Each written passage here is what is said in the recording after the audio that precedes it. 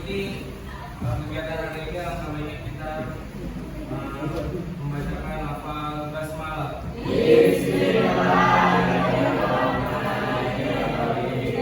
Nah, hari ini saya akan membahas tentang mukjizat Nabi dan lain-lain. Sebelum saya lanjutkan, ada yang tahu mukjizat itu apa? Mukjizat, definisi dari mukjizat. Ada di atas saya. Ya, keajaiban bisa jadi terus.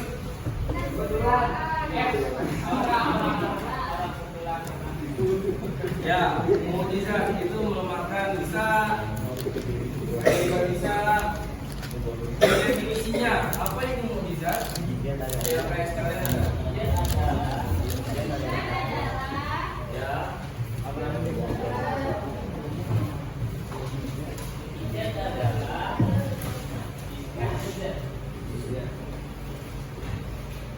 Dalam mukjizat perkara di luar kebiasaan yang dilakukan oleh Allah melalui para nabi dan rasulnya untuk membuktikan kebenaran kenabian dan keabsahan risalahnya.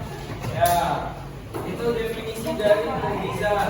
Dan mukjizat ini hanya diterima oleh nabi-nabi. Mulai dari Nabi Adam sampai Nabi Muhammad SAW. Nah, secara etimologi mukjizat berbentuk isim fi'il yang berasal dari kata ajaza yujizu, yang berarti melemahkan. Ada yang melemahkan, mengalahkan. Mukjizat juga diartikan sebagai sesuatu yang menyalahi tradisi atau kebiasaan, sesuatu yang di luar nalar, sesuatu yang luar biasa, yang tidak bisa dipikirkan oleh manusia biasa. Nah, secara terminologi menambahkan mendefinisikan mukjizat sebagai berikut. Al-mukjizatu hiya amrun khariqun lil 'adati ma'rufun litahaddi salimun 'anil ma'arudi. Mukjizat adalah sesuatu yang menyalahi kebiasaan disertai dengan tantangan dan selamat dari perlawanan. Nah, yang kalian tahu, nabi-nabi itu diberi mukjizat oleh Allah Subhanahu wa taala. Tapi sebelum nabi-nabi dikasih mukjizat, nabi itu dikasih ujian-ujian. Ujiannya berat. Ujiannya itu kayak kita yang manusia biasa. Mulai dari yang kita tahu, Nabi Muhammad pun ketika beliau berdakwah itu dilempar dengan kafir Quraisy, dilempar dengan orang-orang kafir, dilempar batu, dilempar TAI. Itu beliau tidak marah, itu sebuah ujian. Dan ketika Nabi Yusuf alaihissalam, Nabi tertampar, itu beliau yang awal masih kecil dilempar ke sumur, beliau hidup. Dan ketika sudah besar, beliau bahasanya banyak ujian yang terberat ketika kayak cewek-cewek menggoda Nabi Yusuf. Dan ketika Nabi siapa tuh? Nabi Yakub yang sampai borokan semua sekujur tubuh, penyakitan, itu sebuah ujian. Dan ketika Nabi Nuh pun mempunyai seorang istri dan beberapa anak, dan istri dan anak pun tidak mengikuti beliau, itu sebuah ujian. Dan istri dan anak pun itu menjadi kafir ketika Nabi Nuh diarahkan oleh Allah, buatlah kapal yang sangat besar karena nanti ada banjir rob yang sangat besar.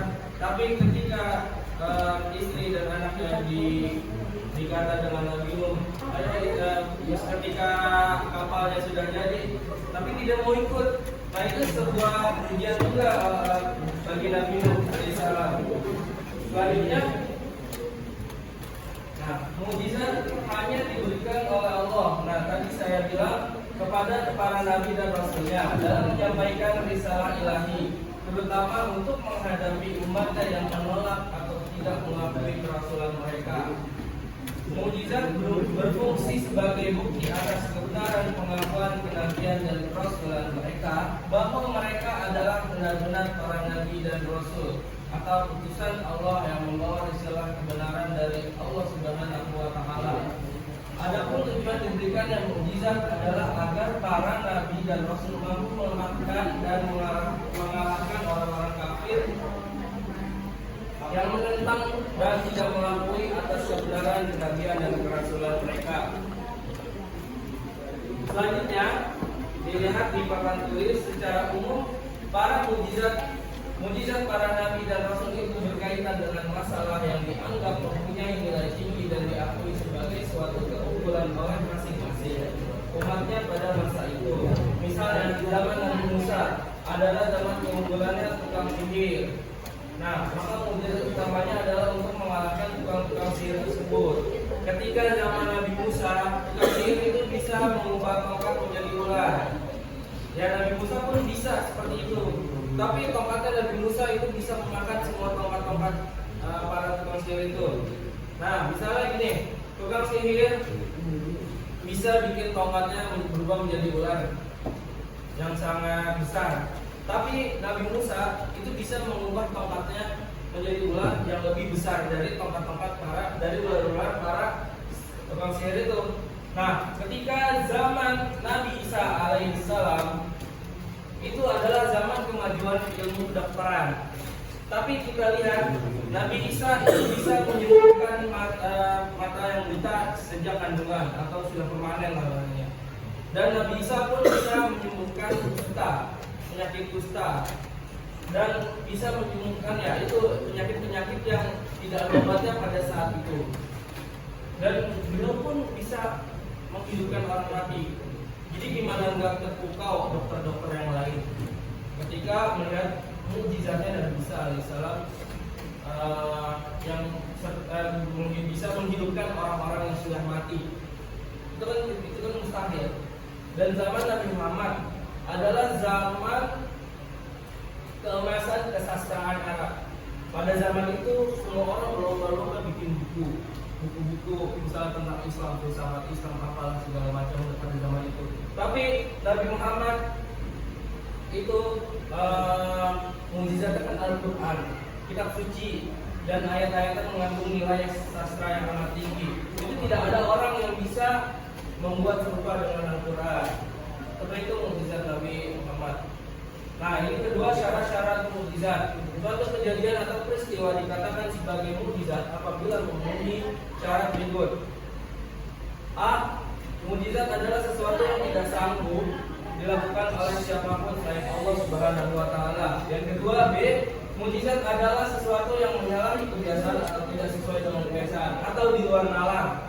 Supaya kita tidak kayak mustahil lah itu. Dan yang C, itu mukjizat harus berupa hal yang dijadikan alasan seseorang yang mengaku bahwa ada salah ilahi sebagai bukti ada atas kebenaran pengakuannya. Yang D, mukjizat terjadi bertepatan dengan pemimpin yang mengajak bertanding menggunakan mukjizat tersebut. Tidak ada seorang manusia pun bahkan jin sekalipun yang dapat membuktikan dan membandingkan dalam pertandingan tersebut. Nah, kelima syarat tersebut di atas apabila terpenuhi maka suatu hal yang timbul di luar kebiasaan adalah merupakan mukjizat yang menyatakan atas kenabian dan kerasulan orang yang mengungkapkannya, dan mukjizat akan muncul dari tangannya. Itu syarat-syarat mukjizat. Nah, selanjutnya ini macam-macam mukjizat. Saya sebutkan ini ada dua mukjizat, ada dua macam mukjizat. Yang pertama mukjizat visi. Itu adalah yang dapat dilihat oleh mata, telinga, yang dapat didengar oleh telinga, dan dicium oleh hidung, diraba oleh tangan, dirasa dengan lidah. Tugasnya dapat dicapai dan ditangkap oleh panca indera. Ini mukjizat visi. Mukjizat ini disengaja ditujukan dan diperlihatkan manusia biasa, yakni mereka yang tidak bisa menggunakan kecerdasan akal pikirannya, yang tidak cakap pandangan mata hatinya, dan yang rendah budi dan perasaannya. Karena bisa dicapai dengan panca indera, maka mukjizat ini bisa disebut juga mukjizat indrawi. Nah, mukjizat visi ini dibatasi oleh ruang dan waktu, artinya hanya diperlihatkan kepada umat tertentu dan di masa tertentu. Seperti hal itu, seperti Nabi Musa ketika pada zaman pada Mesir. Dan selanjutnya mukjizat manawi, ialah mukjizat yang tidak mungkin dapat dicapai dengan kekuatan panca indera, tetapi harus dicapai dengan kekuatan akli atau akal, atau dengan kecerdasan pikiran. Karena orang tidak akan mungkin mengenal mukjizat manawi ini, melainkan orang yang berpikir sehat, cerdas, bermata hati, berbudi luhur, dan yang jika menggunakan kecerdasan pikirannya dengan jernih serta jujur. Karena harus menggunakan akal pikiran untuk mencapainya, maka bisa disebut mukjizat rasional. Itu di kita dengan pikiran ya. Kalau tadi dengan panca indera atau bisa dilihat oleh mata, dirasakan oleh telinga, dirasakan oleh lidah, bisa didengar oleh telinga. Gitu. Selanjutnya perbedaan untuk mukjizat Nabi Muhammad dengan mukjizat Nabi terdahulu. Nah ini sangat beda ya, Nabi Muhammad dengan Nabi terdahulu itu mukjizatnya beda. Dilihat dari aspek mukjizatnya, Al-Quran yang diturunkan kepada Nabi Muhammad merupakan mukjizat maknawi, di mana untuk memahami dan mencapai mukjizatan Al-Quran harus dengan menggunakan akal pikiran dan yang rasional. Berarti Al-Quran ini adalah mukjizat maknawi. Al-Quran adalah merupakan satu-satunya mukjizat maknawi yang hanya diberikan kepada Nabi Muhammad yang tidak dimiliki oleh Nabi dan Rasul sebelum beliau. Al-Quran adalah mukjizat yang terbesar bagi Nabi Muhammad dan berlaku kekal sampai akhir zaman kelak. Jadi tidak ada orang-orang yang bisa mengubah Al-Quran. Kalau ada yang bilang saya bisa mengubah Al-Quran itu, maaf. Nah, di samping mukjizat Al-Quran yang bersifat maknawi, sebenarnya Nabi Muhammad juga diberikan mukjizat gizi. Misalnya jari-jari beliau bisa mengeluarkan air hidup pada sahabat-sahabat beliau kehausan, dan beliau bisa membelah bulan menjadi dua hanya dengan jari yang ditujukan ke bulan untuk memenuhi tantangan orang kafir. Dan masih ada beberapa mukjizat sisi lainnya yang diberikan oleh Allah Subhanahu wa Ta'ala kepada Nabi Muhammad. Nah, berbeda halnya dengan Nabi Muhammad yang mendapat mukjizat isi dan maknawi. Para nabi dan rasul sebelum beliau umumnya mendapatkan mukjizat isi saja atau mukjizat dengan panca indera yang bisa dilihat oleh manusia biasa.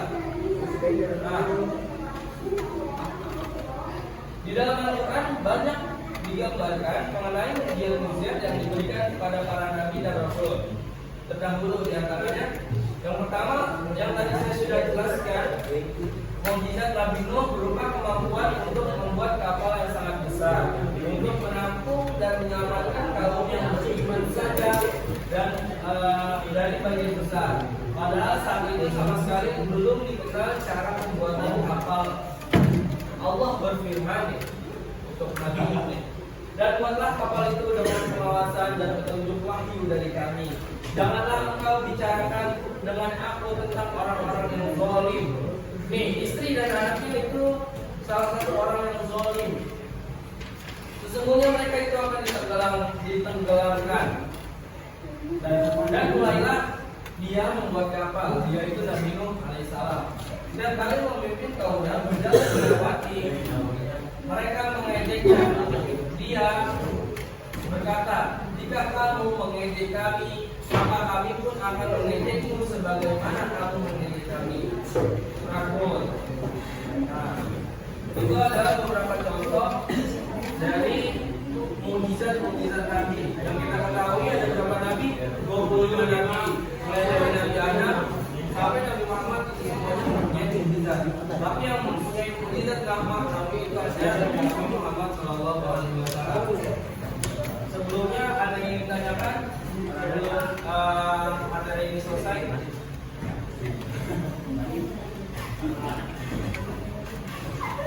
Kalau kita bandingkan mukjizat dengan karomah, saya pernah menjelaskan mukjizat dengan karomah itu mukjizat yang tadi kita bicarakan.